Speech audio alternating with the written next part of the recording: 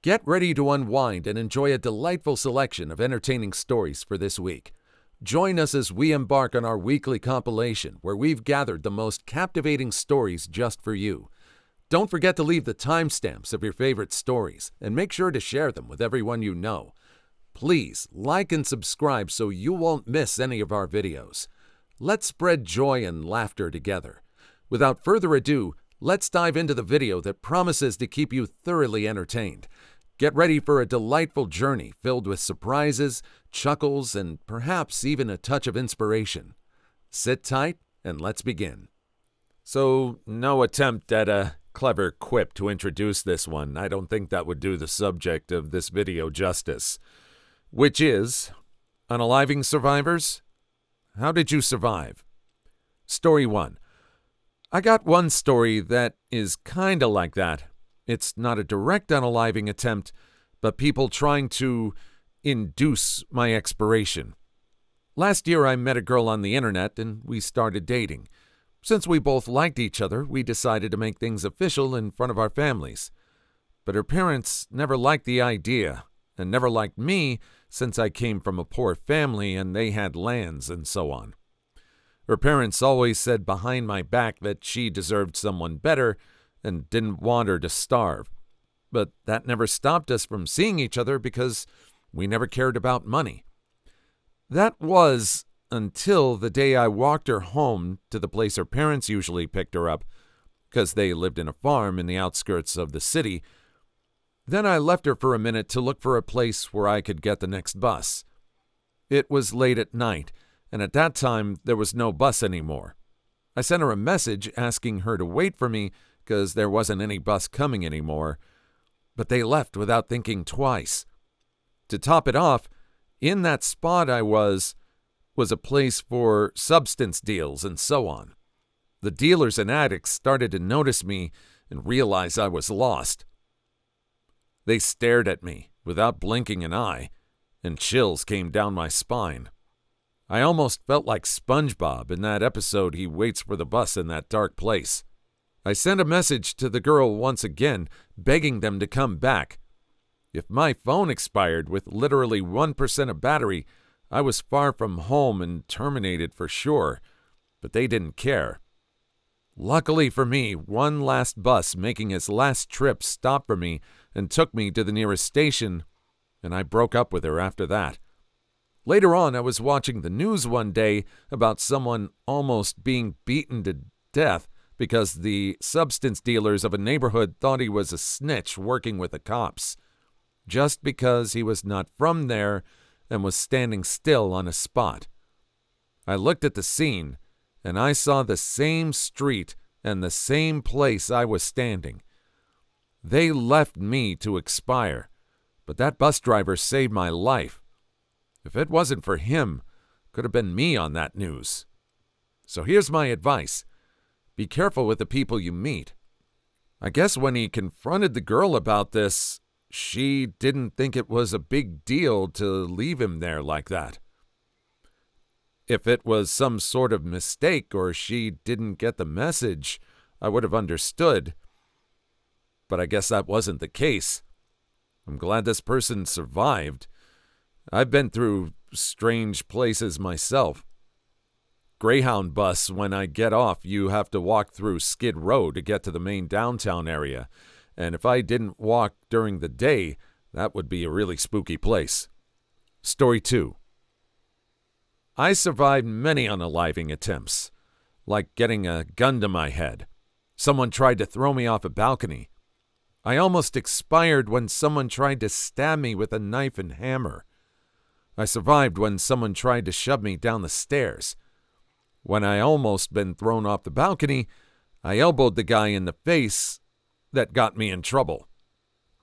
The teachers saw when the guy tried to throw me off the balcony, but apparently the bully who tried to unalive me is the favorite by the teachers, and they always protect him because he's in the football team. And the guy who put a gun to my head was too weak to pull the trigger, which the teachers also saw, and they suspended me instead of the guy with the gun. When I was almost stabbed by someone with a knife, I was fighting for my life, when I knocked the knife out of his hand. I was on top of him and stabbed it through his shoulder.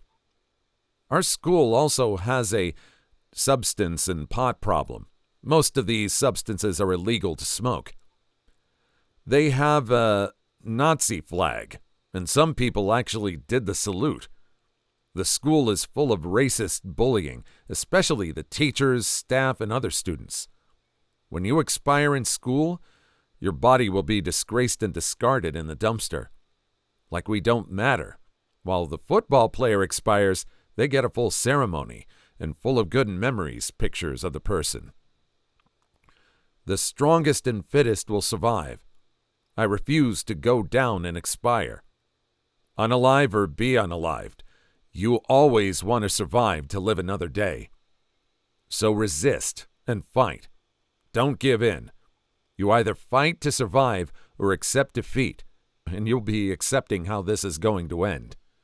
I want to know where this school is so I can avoid it. What part of the country do you think this place is?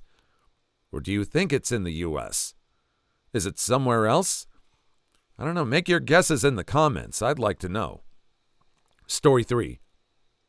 I used to be an armed security guard.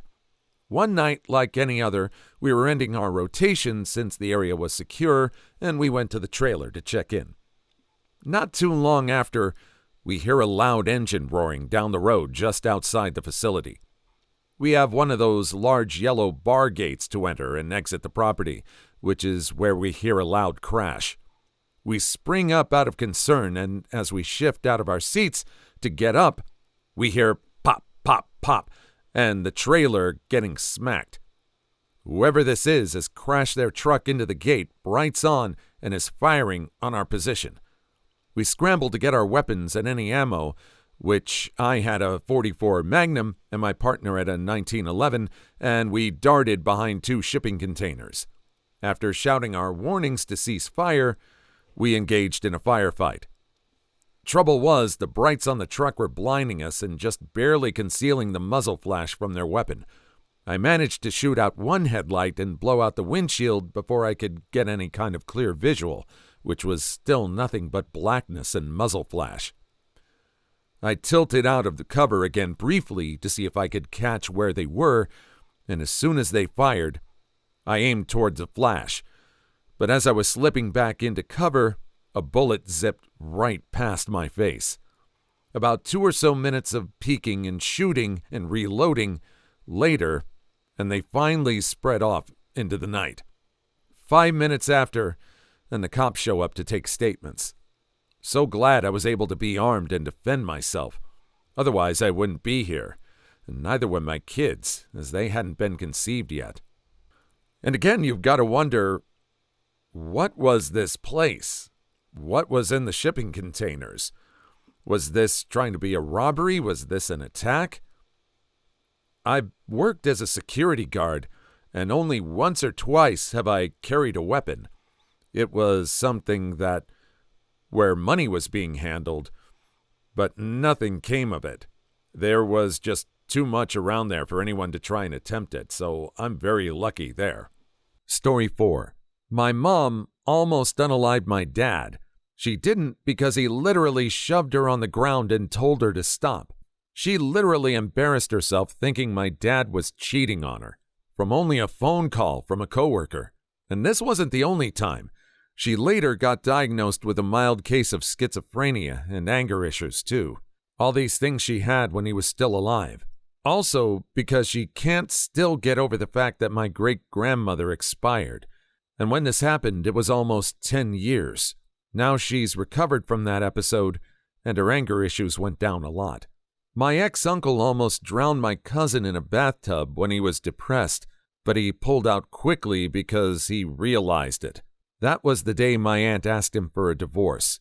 Honestly, he was always a jerkwad, but my aunt is another jerkwad too, on her own. The guy remarried and now has 2 kids and living happy out of alcoholism. My cousin, on the other hand, has a lot of issues from this, and is going on his way to become his own version of my ex-uncle. Story 5. One of my coworkers was a medical professional in the military and has PTSD from an event in the battles they served in one day. They're sitting in the back of the store I worked at on their phone. I was cleaning up the place for the night. I told them I was setting the alarm so they could leave. After I said that, they grabbed their stuff and left quickly. So I'm grabbing my stuff when I'm too late and the alarm goes. The coworker then turns back inside rambling and tries to unalive me with a giant metal pan, and I have to defend myself. Luckily, I'm stronger than them, so I overpower them easily. They then hit me over the head and I stumble backwards. They keep swinging. I'm getting hit left and right, so I grab the pan, then kick their arm, and they drop the pan. I hit them over the head as hard as I could, and I ran, dropping the pan next to them while dialing 911. In the end, they weren't convicted as they had mental problems, and I haven't heard from them since. Story 6. I got one story. Basically, I was like about 9, running back home at 4 p.m. after playing with friends at the local park. I met this kid on the way back, and he was showing off his knife to me. If I remember correctly, it was a butterfly knife. I don't know how he even got that, but when I just said cool and was preparing to leave, he threatened to stab me in the stomach, which I shrugged off, thinking it was a joke. And there goes my total courage as I almost got stabbed in the stomach by like a 6-year-old carrying a sharp-as-hell butterfly knife. Miraculously, I survived thanks to my flash-like reflexes and dodged the damn knife. Needless to say, his grandpa witnessed the scene while watering his plants, and he got grounded for 3 weeks. I am so damn completely lucky to have survived that. Too long didn't read? I was running home when I met a kid with a knife and tried to stab me, but I survived by reflexes. This person starts off by saying, I got one story. I'd say if you go through life and you have only one story where you've survived an unaliving attempt, I'd say you've got a good life. Of course, no stories of being unalived would be better, but just one is good. Story 7. Head wounds bleed a lot. That whole area is very vascular. So the kitchen being covered in blood in that one story wasn't that surprising.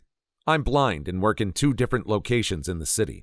One is fairly safe, and there are plenty of people there who know me and would help if I got in trouble. At least I hope they would. The other is not. It's a substance rehab center with a really bad reputation. They're chronically understaffed, and the staff they do have are overworked and underpaid and aren't very helpful. There's a lot of tension among the clients and staff, and several fistfights have broken out. Apparently, nothing's ever happened to other interviewers who've worked there, and we're usually seen as allies rather than targets due to our role. But even so, it'd be just my luck for something to happen to me while I was there. But we'll see. Hopefully not. Though this thread makes me hella uneasy. Hey everybody, here are some stories that go from hell yeah to hell no so quickly they cause sonic booms. What kink did you think you had until trying it? Story 1. I was once doing this girl in the middle of the woods, but where I live we have these things called timber rattlesnakes. They are, in my opinion, way worse than a regular diamondback rattlesnake. We had a blanket laid out and we were going at it, and then all of a sudden I can feel something going over my leg because I kneeled down. So I stopped and looked, and there's this timber rattlesnake going over my leg, and I immediately freeze, hoping that the snake will just keep on going and won't really notice me. But the snake all of a sudden jerks his head around to look at me, and then he starts shaking his tail. Well, the girl goes to turn her head around, and I tell her through clenched teeth to not move. And I don't know exactly how long I stayed there staring this snake down, but eventually he decided that we weren't a threat and just kept on moving. Now, if I'm going to smash with someone in the woods, I bring a 410 pistol. I may not have said that right. I'm not much on weaponry. I don't know what a 410 or a 410 pistol is. But I was reading this story thinking that this was going to be him confessing some sort of kink towards snakes. And I guess it was just about the woods. I don't know if anyone has had that much of a kink towards wild snakes. Snakes, yeah, they've been represented in the Bible and all that. I get that. But out in the wild, nope. Story 2. Choking is kind of a misnomer, to be honest. The goal isn't to put pressure on the front of the neck and restrict airflow. Doing it like that is painful, unpleasant, and much more dangerous. Instead, it's to squeeze the sides of the neck where the major arteries are and reduce blood flow to the brain. Still dangerous if done for too long, but at least it doesn't really hurt. And the pressure shouldn't be very high. All the strength you should need is in your wrists. Also, please don't do it to anybody else unless you've done it to yourself with your hands, not a belt. And do a lot of research before you try it in general. You're depriving the brain of blood it needs to live, literally flirting with unaliving. Your cells can go for a few minutes without blood before they start to shut down and perish. Oxygen deprivation is one of the most dangerous kinds of kinks, and one that you should engage in cautiously. I know. Everybody's looking at me thinking, is he going to try and do that on camera to his neck? Nope. Not my circus, not my clowns. Nope. Story 3. Finding a situation hot in your fantasies doesn't mean you actually want that event to happen in real life. People rarely fully grasp how a slap from someone you love can hurt emotionally and physically, even when the partner actively wants the slap. Some people even have their own subspace or headspace they need to be in to ever enjoy that kind of play at all. There's a reason aftercare is such a big priority in the kink community, because it can cause people who love those kinks to become very emotional and fragile afterwards when they come down from such strong feelings. It's always a good idea to have a safe word, even for vanilla intimacy, and a thorough conversation about potential kinks and boundaries beforehand, because you'll never truly know how you or your partner might feel when trying something new, or even something old. I keep saying this. I've said it in videos before. It is all about communication.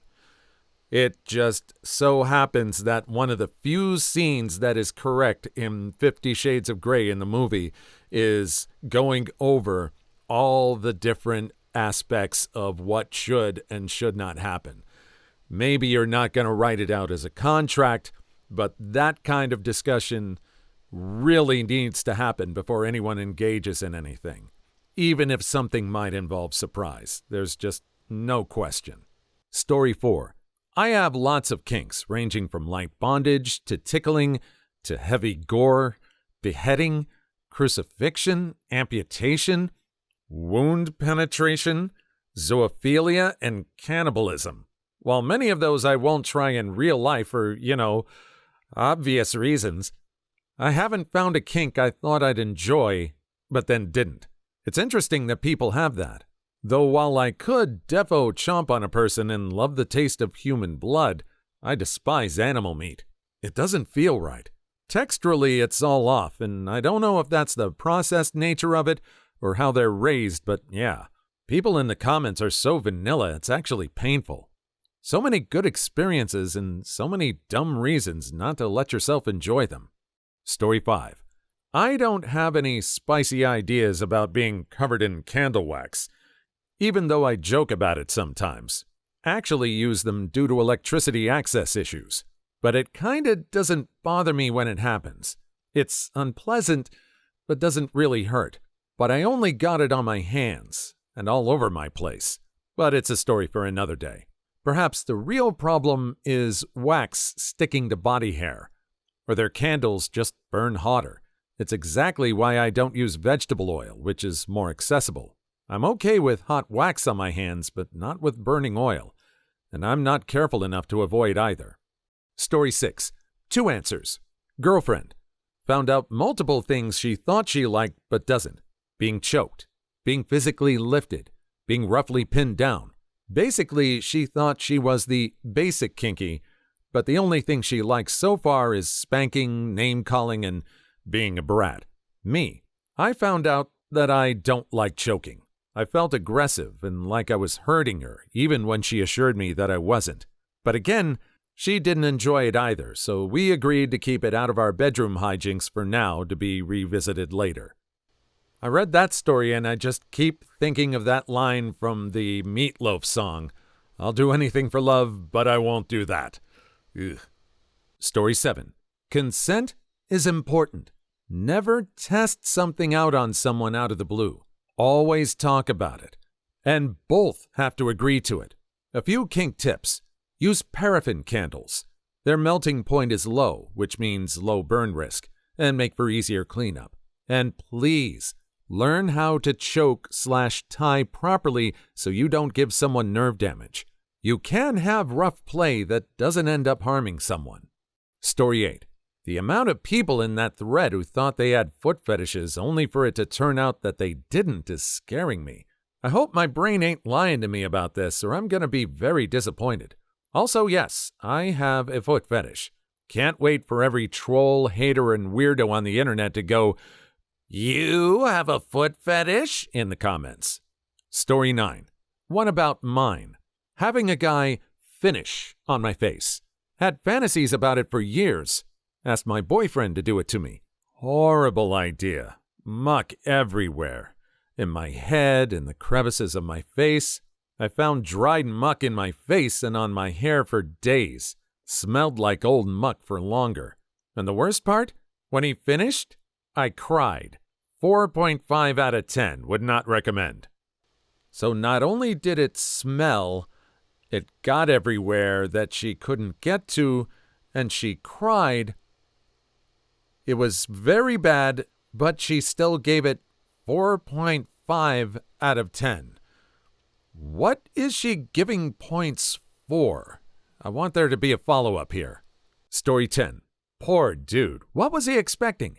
As a male, if your female downloads dating apps, she's going to automatically see how bad of a catch you are in physical aspect. Even if you're a great dude, she'll start fantasizing about how these hot guys would also be good and look much better than you. Compatibility being an issue. What a cope, dude. She just went for hotter guys. No compatibility issue. Story 11. Being rough. I thought it would be a lot hotter, but half of the time, I don't see it coming and flinch a ton. After a while, I'm just constantly braced for pain and spend all the time looking at my partner's hands, because I know they're going to pinch, slap, or yank me around. You can't relax.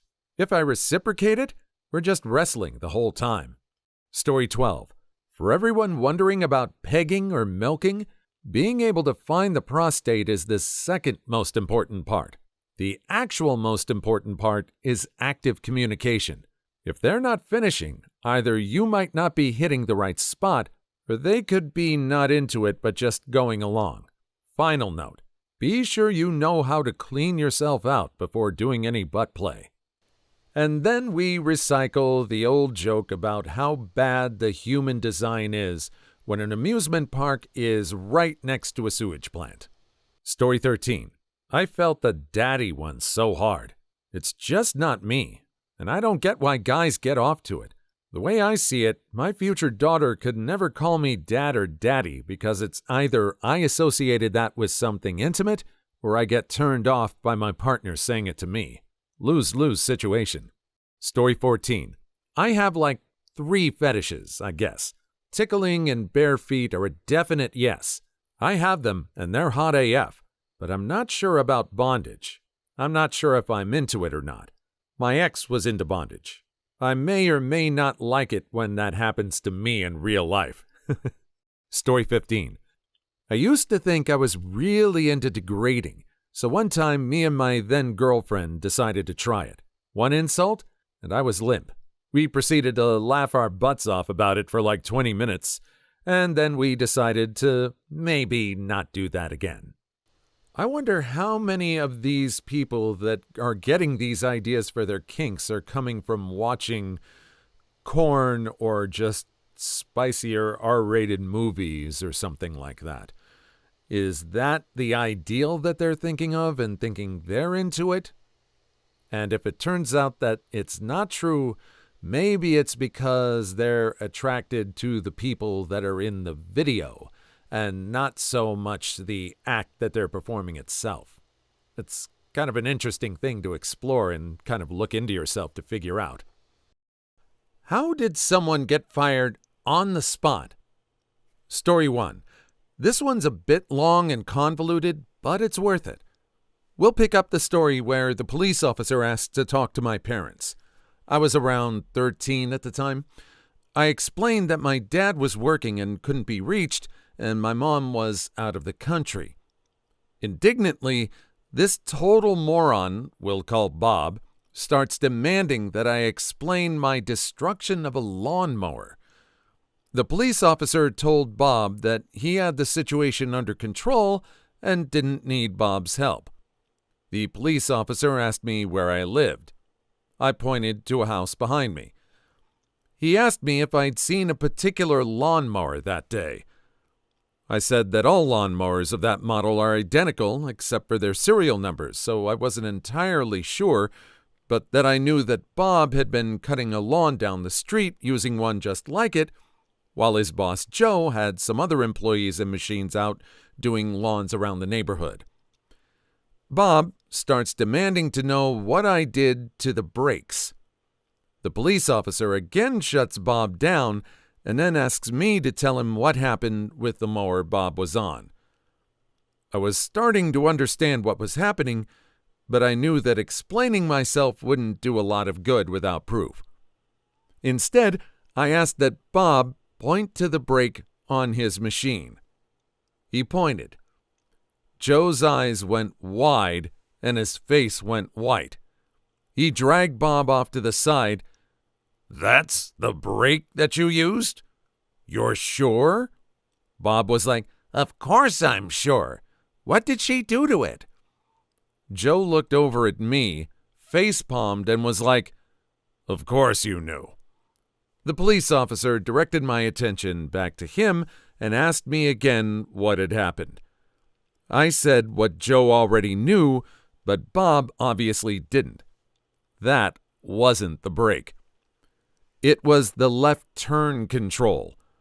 The police officer asked me how I knew so much about the machines, and I explained that my dad owned a rival company to Joe's. Joe confirmed that by saying he'd seen my dad's trucks at my house before. The police officer immediately started scribbling that information down before asking me to continue. I explained that Bob had gone to pick up some trash, but instead of using the brake to stop the machine, he'd used the turn mechanism, so the machine ended up following him around as he ran in circles trying to catch it, which I thought was hilarious, so I'd stop to watch and laugh. I further explained that I wouldn't have left the out-of-control mower hurt anyone or do any damage. It was in an open enough area, and the blades were well guarded. I looked over at Joe and told him that if I'd known Bob was an idiot, I would have stopped the machine and then taken away the keys. The police officer flips his little notebook closed. "So let me see if I've got this straight. Your employee, through his own gross incompetence, managed to break your lawnmower. He then blamed it on your competitor's child. Am I missing anything?" Joe says, "My former employee." The police officer was like, "Well, that sounds like there's nothing else for me to do here." Bob starts telling Joe that he can't be fired, and Joe's just like, "Shut up before I dock your pay to fix my mower and have your car towed off my property." After he took a minute to cool down, Joe came over and asked me not to tell my dad about this. Not to tell my dad about this? I'm guessing he was terrified of the local news being informed. How far would you go to keep up with the Joneses? Would you try to have your competition's young child arrested for your employee's bad behavior? One local company is accused of doing just that, more at 11. He asked if there was anything he could do for me, and I asked for an ice cream, which he went and bought. When he came back, he patted me on the head and told me I was a good kid. When Joe retired, he thanked my dad for not destroying him when he had the chance. My dad was confused, but I just was quietly like, "You're welcome." I didn't end up telling my dad the story until long after they both retired. I just enjoyed my ice cream and my secret hilarious story of the idiot who got chased in circles by a lawnmower because he was too dumb to make sure he knew how to stop a 500-pound machine of spinning blades before he took control of it. It still brings a smile to my face decades later. Is there no training? Did they ask this person if they knew how to operate a lawnmower? That particular lawnmower? And this kid is just sitting here, has more of his wits about him than pretty much anybody else in this story. That was pretty much worth it. And hey, he got ice cream out of it. She got ice cream out of it, I should say. That's what the person in the story is. She was called she in here. That's right. Story 2. I have 2 census ones myself. 1. New girl started yelling in the office about how her boyfriend broke up with her because our supervisor asked her to take lunch at an inconvenient time. 2. This is an interesting one. Claimed she had some family in politics, kind of full of hot air. She had some red flags initially in my convos, little tinfoil hat snippets with her, but nothing fireable. But after some time, there were repeated instances of confrontational behavior in office. Getting defensive when her work was critiqued, accusing others of malicious intent because you're all out to get me. And she did not get along with my supervisor. One day, in an office chat, my supervisor expressed frustration because a few people, including her, were talking quite loudly.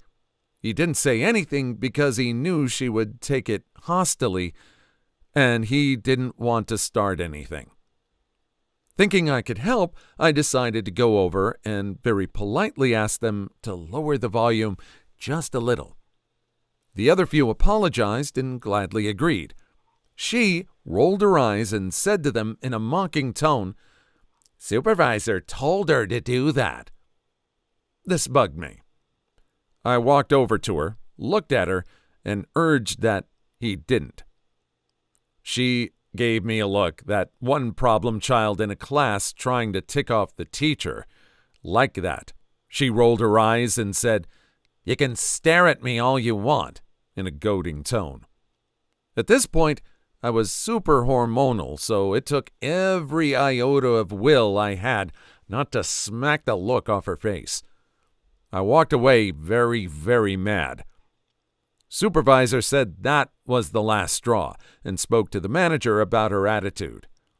Last I saw of her was her storming out of the manager's office, declaring loudly, "I'm calling Washington." If she did, we certainly never heard back from them. Was this before the definition of Karen or after? Because all this behavior is just her embodying that whole lifestyle. And, geez, how many chances did she get before she was... what was the time period of this before people had finally had enough of her? I guess we had to wait for a fireable offense, and she was willing to hand them out like ice cream that was being bought to cover up the incident of a lawnmower. Story 3. I had a nurse that would take care of me because I needed help with medical stuff. The nurse was great until a lot of family problems started happening, and she tried to parent me. I think I was probably 8 or close to that. The things that I needed help with were usually related to respiratory stuff, suctioning the junk out of my throat. But in this case, it was more because I needed orthotics, otherwise my feet would collapse on themselves. The day she was fired, it was pajama day. A couple students were selected to throw a pie in a teacher's face. I was one of them. And the book from Scholastics came. Since it was pajama day, I wanted to wear my slippers rather than my shoes, which had the orthotics in them. And instead of my nurse persuading me to wear them, she just gave in. I was also so focused on reading the book that I got that I left the stuffed animal that I brought on the bus. Instead of the nurse reminding me to put the book away so I don't forget Silver Snow, she cared less, and I started crying about Silver Snow the moment we got home. Mom realized that I was wearing my slippers and not my shoes, so she calmly asked, "Why does my name not have her shoes on?" The nurse kept avoiding the question by saying, "There isn't enough time from recess to the bus," which is not true, and I called her out. The moment I did, she blew up like a volcano, picking up papers, putting them down elsewhere, and saying stuff like, "You never do enough for me." While Mom tries to calm her down, I run behind my parents' door because I have never seen the nurse do this before. Mom has had enough of her BS and kicks her out, and said that she was never allowed back. This was the end of that. I cried a lot. Then my sister came home, and we all went to watch the movie Mary and the Witch's Flower. We've had a lot of bad nurses since then, and because of that, my mom started to do what the nurses did. Not neglect, but come in with me to school so I would be suctioned and other things. This nurse was supposed to go with this person to school to hang around? How old was this nurse? I have never heard of that kind of a situation before. I'm not sure what kind of school this was. Was it a private school that allowed that, or was it a public school that allowed that? Have you ever had a student that had to have a nurse follow them around during the day? It's a new one to me. Story 4. I worked as a beggar/cart collector at a Sprouts grocery store from 2011 to 2015. I've seen 3 people get fired on the spot during my time working there. The first person was, in fact, my department manager on a day when I wasn't scheduled to work. I came in to pick up my paycheck and find out my schedule for next week. In the manager's office, I find the HR supervisor lady only with my department supervisor, who was sitting down dressed in his everyday clothes instead of his work clothes. I greeted them and he just said, "Hey." Then after that, I never saw him again. I had no idea he just got fired on the spot. Apparently, he got fired for unwanted harassment by hugging a female customer he kind of knows in front of her husband, who got extremely butthurt and reported him to corporate. So not only was he fired, he was also barred for life from setting foot in that particular store. Another person who I witnessed get fired on the spot worked in the meat department. He showed up to work on a day he was not scheduled in his everyday clothes, standing near the manager's office. I asked what he was doing here since we weren't scheduled to work today. He said he had a meeting with the store manager. Then, a day later, my coworkers told me he was fired for stealing meat from his department. Another coworker of mine who works in produce had a very long beard and reeked of booze. He managed to work there for an entire year till one day some customer complained about the smell he had. Apparently, he was caught red-handed drinking on the job. The ASM told him to report to the office. And after that, I never saw him again. Please like and subscribe if you made it this far. I hope you'll enjoy the rest of the video and have a wonderful day. What's the craziest meltdown you've seen at work? Story 1. I had a controlled meltdown. I was working the overnight shift at a convenience store. Due to the winter holiday season, the overnight shift wasn't on schedule for a few days, so this messed up the natural flow of the schedule. The assistant manager of the store, who got the job because her mother was a longtime manager within the company, did her best to make the schedule, but ultimately ended up messing it up the next week because of the awkward holiday week. No biggie, mistakes happen. So I go to her nicely and say, "Hey, for the next week, can you set the schedule back like it was before the holidays?" She says, "Yes." The schedule goes back to normal for a week. The week after, it's the same exact messed up schedule. So I go to her again, a bit more sternly, "Hey, these days don't work for me. There are only 3 of us on the overnight shift, and the other guy I work with wants the schedule back the old way too. You don't need to change anything. Just copy and paste the week before. You're making needless work for yourself." She didn't like this, which I know because she was staring at me like I unalived her pet cat, but the schedule was back to normal. Until she would change it to the schedule no one wanted one last time. I was fed up at this point, so instead of speaking to her one-on-one as I had, I wrote a long note calling her out the same way I did personally, while subtly calling her stupid. I posted the note in the tiny office over the overnight portion of the schedule on her day off, so people of all shifts would see the note before she got a chance to. When I come in for my next shift, she's ticked off at me in the middle of the store saying, "What you did with that note was unacceptable. We're going to have a discussion in the office." Mind you, customers are all around the store, looking at both of us. So I decide, nah, we're not doing that. I say, "No, what you've been doing is unacceptable. How hard is it to not touch a schedule? Literally, all you have to do is nothing, and you can't even do that right. Consider this my 2 weeks' notice because I'm not going to work under someone unstable enough to yell at their employee in the middle of the store and then expect me to go to the office like this is middle school." The color of anger and shame on her face matched the dark red dyed hair she was so proud of, and I walked away from her to clock in and get my register counted.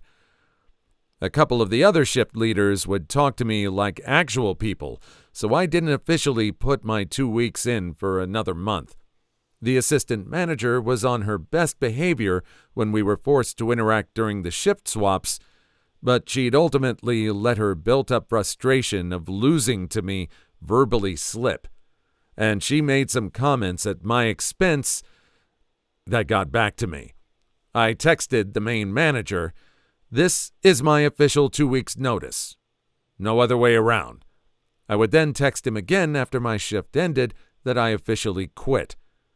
I'm someone who believes in signs, and that night a ceiling tile fell and water was dripping in multiple spots because a large amount of snow was melting on the roof of the building. I can remember scanning the store while I was at the register at like 3 a.m.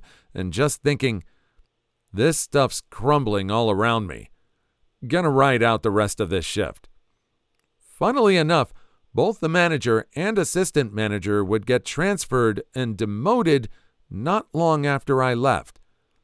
I like to imagine the way I exited and the endorsements I got from the shift leaders was used as an example of how horrible bosses ruin incredible employees. Do you think those two got demoted because of this person? Maybe it was some other factors. I would like to hope that this person's example made some change happen in this store. It was just a schedule. You just had to keep the schedule the way it was. Story 2. In middle school, we had a sub that had a meltdown and at the end of the day, never came back. I was in 6th grade when everyone started, and this was a collaboration with my class and the class a year above us. The lady was subbing for language arts, and everyone kind of hated her because she always finds something to complain about and favored students in classes. At the time, I was still working on overcoming a speech impediment. Maybe it was saying impediment. I just couldn't make the R sound well at that point. And occasionally, my teacher would have me read with a PVC phone to hear myself and correct it. No clue how that was supposed to help, but it didn't. The sub hated the book Walk It in My Pocket, so when she was subbing long-term, the 7th graders decided to take turns sitting by the teacher's desk during SSR using the phone to read out loud. One day, they asked me to do it, and I did it. She got on me about it, and I told her, Miss, teacher's name, wants me to use the phone every weekday it was to work on my pronunciation. And she told me I should already be able to speak properly and that I was faking. A few kids stepped in and got mad at her for that because most of them had known me since I was a toddler, and they knew ours were hard for me. At one point, she went on a rant of some kind with the 7th graders that got pretty not school appropriate. She made a comment about it being good there weren't cameras in the classroom, and one kid said, "Actually, there are." And the whole class spent the rest of the period faking waving to cameras. They came in during recess and recorded it on a kid's iPod, and the next day showed it to her. She started panicking and left for the rest of the day, and she never subbed for the rest of the year. My 7th grade teacher, the school decided to mix 7th and 8th graders for language arts, my 7th grade year. I don't know why, but it was a small school, and there were only 8 8th graders. Anyway, our teacher had to be gone for a couple of days, and that sub was called in because all other subs in the area were unavailable, according to her. I don't know why or how, but it was like the classes collectively decided to mess with her. I was one of the kids that always tried to stay quiet and follow rules at that point, and I'd gotten pretty good with the R sound. We were supposed to be working on our group projects, and it was crazy. It's a bit of a blur, as it was about 9 years ago, but one of the kids in my class who used to tick me off a lot decided to come over and bother me and my group until I snapped and yelled at him to leave me alone and stop being stupid. That was what made this teacher snap. Me saying stupid. She got little kid angry, stomping her feet with her fists balled up by her sides, and screamed, "Shut up! Shut up! Shut up!" until everyone stopped what they were doing, and she stormed out of the room and left the school. The principal had to have different teachers fill in as subs for the rest of the day and the next. Our teacher had apparently asked for that lady to not sub, and they still put her in. The worst thing that happened was the principal talking to us and telling us she was ashamed. This sounds like every movie or TV show where you have that one class that is always testing the new teachers that come in and trying to break the record of how short a time it takes before they give up and leave. And this looks like it just happens in real life. Wow. Story 3. Okay, this was me with a meltdown, and just so you know, I've started medication and working at a new job after this happened, so stress hadn't gotten to me for a while. This happened back when I worked at Walmart in the online pickup department. They were building us a whole room, but at the time of this incident, we were sharing a narrow hallway with the grocery and produce departments. There was this girl who worked there. I'm calling her S, who nobody liked, to be honest. She would just stand around and do absolutely nothing but dispense, which would result in her doing nothing for like 60% of her shift. Well, one day, we got hit in the evening with a full lot of people trying to get their orders on a short-staffed day. We were behind on stacking or organizing the orders, so the preppers had some difficulty finding all the totes. We fell so behind that 3 managers had to come and help get the orders out, the line going back about 20 feet. And guess what S does? She decides to go on her 15-minute break. Her excuse? Her mental illness. I know that can get really bad sometimes. I deal with anxiety and depression, but she used it so often that I'm fairly certain she was faking it half the time just to get out of work. I flipped when she tried to go on a break at that moment, like full-on screaming at her in front of 3 managers, like the general manager team over the entire store. We got into an argument, which she ended up with saying that if she doesn't do it on break, that she will throw up.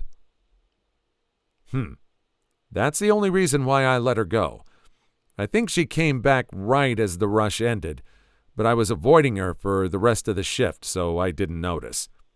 This one coworker that I actually liked said that it was the highlight of her evening. I think what shocked me the most was that F was fired later that week. She tried to claim that she quit because no one cared about her. Her friend there, that nobody liked then either, but slowly got used to, tried to keep the same story going, but we all knew the truth. Funnily enough, I never got in trouble for that. Me and S just never liked each other there, but contrary to her belief, and to my surprise, like 90% of the department, and some from other departments, were all on my side. She once tried to turn that one coworker against me, not knowing that that coworker is my little sister. Yeah, that's the difference between a lazy teenager who does one job and the hard-working 22-year-old who did just about everything in the department and did it well. Do you think this one was justified? Do you think that this person deserved to get yelled at? It sounds like they got support because this person S, did not ingratiate herself with anyone else on this store, really. What do you have to do to tick off all the employees at an entire store? What has to happen to make that happen? Pawn shop workers. What's the dumbest thing a customer has brought in? Story 1. A favorite story from when I worked at a used bookstore. Boss didn't like dealing with men's magazines, but he had a philosophy that he would pay something for anything you could haul in the door. Kept the Playboys and Penthouses, etc., in a couple open boxes a couple of feet away from the front counter, to at least discourage teenage boys from rummaging through them. It was a futile effort. The sad remnants in those boxes tended to have been pawed over several hundred times by the aficionados. But each spring there would be a small group of college boys coming in, with 2, 3, 4 or more brown paper grocery sacks, piggly wiggly, full of those art studies. They were about to go back home for the summer and were leaving their frat houses. Oh noes. Can't have smut when we get back home. I would glance it over and lowball them. I was to pay myself with cash left in the store at the end of the day or week. Plus, we sold the magazines for $1 or $2 each, depending on condition. I would offer, say, $25 for the lot. They would be furious. This had cost $400, $500, or even more. I would suggest they browse the store. I would check more closely, and with trade, could maybe offer a better deal. The group would wander down the aisles, exclaiming in delight at old guitar magazines, science fiction books, old records, etc. While they wandered, invariably 2 or 3 of our regulars would rummage through the goodies. I would sell whatever, even charging a premium for some of the more graphic mags. By the time the college boys made it back to the counter, arms laden with their newfound treasures, I would have sold off 3/4 or more of what they had carried in. Not once did they look around to see they could have had me over a barrel, so to speak. More than once, I would give them a big discount on stuff they were getting out of the store and could offer them almost double what I originally offered, for the goodies I no longer had, mind you. And they only had to pay me $20 or $30 for their $100 of newfound old guitar magazines. They left delighted. I made close to $100 for the store, and a commission of $100 for myself, some quick creative paperwork, and my boss was happy to see the extra money, and the dozen or so new men's magazines in the smut box when he would show up the next day. That is genius. This definitely had to have taken place before the internet.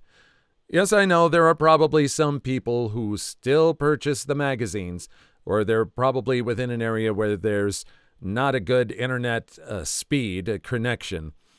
But I don't know how much this would go over in today's money or today's today's access to that kind of material. But good on him for making the most of everything. Story 2. A lot of trading card games like Yu-Gi or Magic or Pokemon are valuable, but it's obviously not any and all cards that were printed X years ago. I can only speak for Magic the Gathering, but I wager other games must be similar.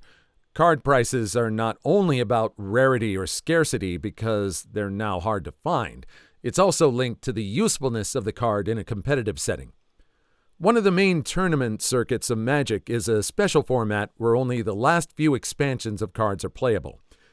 That means that every time a new set of cards is coming out, the oldest ones that were still available in this setting become unplayable in these tournaments, and so on and so forth, each time it happens. This means that cards that fetched a very good price because they're powerful in the current meta of this particular format of tournaments will lose a lot of value overnight when the official rotation of playable cards happens and players are forced to move on to newer cards. But there are also tournaments where basically any card from any old expansion is playable, apart from a few specific banned cards. So sometimes when a new powerful combo emerge in the meta, because it uses a newer card with an old one or something like that, some old cards that had no real value until now will suddenly fetch a high price. So yes, a lot of cards from TCG like Magic can definitely be valuable. But A, you're obviously not going to get what they're actually worth in pawn shops or garage sales. You'll have to go to online trading websites and specialized stores that buy and sell individual cards to other players in the known. And you have to be aware that their prices can and will change a lot over time. B, the metric tons of weak common cards found 29 times in a box of 30 boosters that no one outside of children/complete beginners will actually ever use or want will only ever be worth what they weigh as fire kindling. And even then, outside of another beginner who will be happy to buy a ton of random cards at a garage sale or basic toy stores, pawn shops that will just resell them as such, you'll be hard-pressed to find someone who will bother with this junk. I remember when Magic the Gathering first came out. I bought a bunch of them. I bought a bunch of expansion packs. And then I sold them all back because I couldn't figure out the game. And I remember I had some cards that are now worth a lot of money nowadays that I should have held on to. Oh well. Story 3.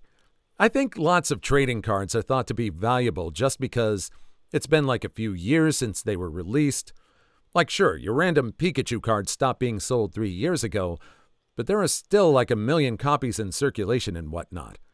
It's when that Pikachu card was a misprint from 20 years ago and the art has never been reused and only like 10 were made is when it has some value. But also most cards are only valuable to people that want them.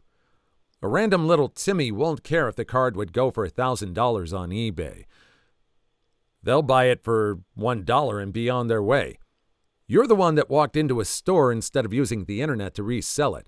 You got to expect that the way more limited customer base may be a bit less inclined to shell out $1,000 when they walked into Goodwill with $20 they got from whatever loose bills they had in their pocket. And now I'm reminded of a garage sale family had when I was like 10 or whatever, and was sad some of the action figures were just sold for $1 or $2 for a box of them, when to me they had value, weren't in bad condition at all, and just were a lot of them. I now understand that most were being sold with whatever series still going on or having just finished and thus not rare at all. GameStop. Yeah, they just suck in general for selling that stuff anyway. Hence the memes, but trying to sell bootleg games and consoles to them, they are still a known business that has to get permission and have legality to sell the real consoles. They're not a random pawning store that's tucked in the corner of a barely standing shopping center in the middle of nowhere. Like, Goodwill is better for that, and they're also in a known establishment.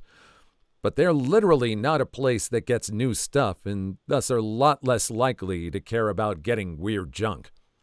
This one was kind of rambling on a bit. There was a little bit of a punctuation missing here and there. But I get what he's saying. Value is in the eye of the beholder. Somebody is gonna pay $1 for something that may be worth $1,000 to some collector half the world away. But you gotta learn how to reach out to them. It's finding the audience that's gonna pay what you think they're worth, not what the person who's looking at it has on him and thinks it's worth. Story 4. I honestly don't know how pawn shops are even still in business anymore. I understand that they need to make a profit off the things they buy and will lower the price so they can still make that profit, but they also often underestimate how much people are willing to pay for what is essentially garbage. I've literally seen an empty, torn cardboard box sell on eBay for thousands of dollars, and if you sell your stuff on eBay rather than a pawn shop, you cut out the middleman and make a full profit yourself rather than only getting half of what your stuff is actually worth. Yard sales and pawn shops literally shouldn't exist anymore because they have a very tiny sales market. Almost no one even shops there anymore, so all they end up doing is ripping people off because the demand isn't there. But if everyone went to eBay and bought and sold online, you'd actually get more demand for your useless stuff, plus you can quickly compare what other similar items are selling for. There's actually a two-way problem at pawn shops where half the time the seller just wants way too much for the item they're trying to sell, and the other half, the time the pawn shop just vastly underestimates the value and or demand for an item. I saw an episode of Pawn Stars where they refused to buy someone's vintage toy collection because they thought they weren't valuable and there was no demand for them. But they were all toys that sell for thousands of dollars on eBay. Story 5. Oh my deity, yes. So, I am a pawnbroker. Can you ask me questions if you have any? People who come in are nuts. Some stories. 1. Some guy brought in a red rock and claimed it was a blood diamond. He then proceeded to tell me what makes blood diamonds red. I would have given him a history lesson, but I couldn't stop laughing. He was definitely on substances. Got ticked and left. 2. First week working, I had a guy call in asking if we could take fossils. We don't. But I said we did, and that we had a guy for that so he can bring it in on Tuesday. He did not come in. 3. Along the vein of the first story, some guy brought in a small goldish slab of concrete and wanted a loan against its weight value. 4. We bought a welder. It sat in the back for 30 days, legal holding period for where I live, and came out for sale. This guy comes in, and it turns out it's his welder that was stolen. We didn't buy it in bad faith, and it wasn't flagged while in possession, so we told him he would have to buy it. He got ticked, asked if we liked being junk people, and called the cops. The cops sided with us, and we sold it to him at a discount. He was super mad, but was a lot more respectful when they caught the guy. Thanks to us, because they didn't have any visual indication as to who had stolen it before they came into our pawn shop. And he asked for the needed paperwork to get his money from this guy after having to buy his own welder. I have loads more, so if you have questions or an interest, you're welcome to ask. Please leave your story in the comments. I would love to make a video on them in the future. Also, don't forget to like and subscribe.